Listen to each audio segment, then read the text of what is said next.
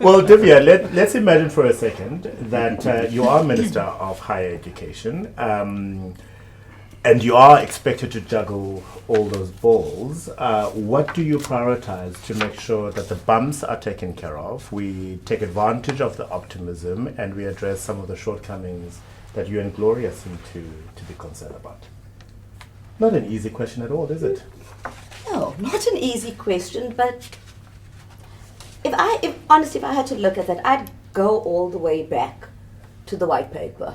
I think that white paper that we had in 1997 was an incredibly good document. It was aspirational. It integrated the system, which was a fragmented system at the time. It put the students at the center. It identified the diversity and the transformation imperatives that we had to deal with. So in my view, that 1997, that white paper was an excellent starting document. Yeah. If I were the Minister of Higher Education, quite frankly, I would go back to that document, I would unpack that document, and I would develop a framework based on the drivers in that document and say, how do we take the sector forward? How do we start looking again at a coherent sector? Because that's one of the big things that we've lost along the way. The white paper was one of the few documents that spoke very explicitly about the notion of pulling public and private higher education together, for them to work together, for them to support almost each other in the development of the sector. We lost that along the way. So I would go back to that and say, let's look at that and how do we develop a coherent, integrated sector.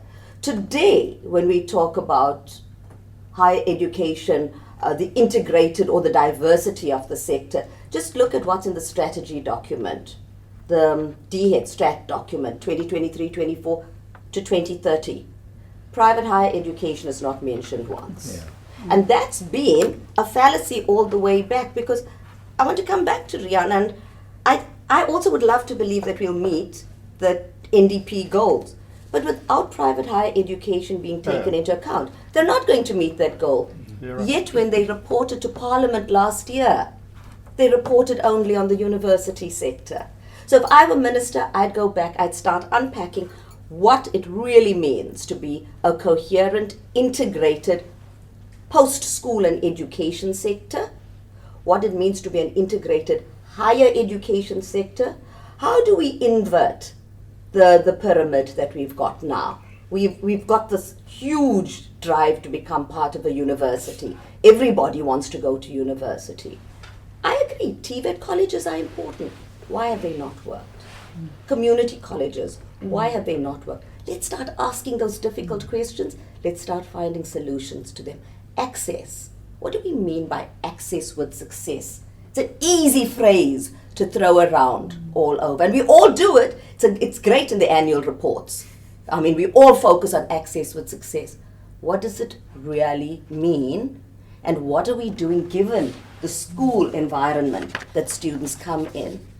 And what are we doing about the transition into it? Are we ensuring that students are supported through their journey? And when they leave, are there jobs for them? Yeah. Are they marketable? Yeah. So yeah, I'd go back and I'd develop a framework based on grassroots principles again. Maureen, you are in agreement, are you? No, not at all. No, partly. Because it's interesting to me, because are you in a private higher education institution at the moment? 30 years in public and then private. Okay, yeah, because I think it's an ideological thing that the private is being kept out, because there's almost like a anxiety, I think, on the department that we're not managing our public sector sufficiently. So maybe, but I have a sense that, or certainly in the sector that I'm in education, the private universities are starting to be much more recognized than they were.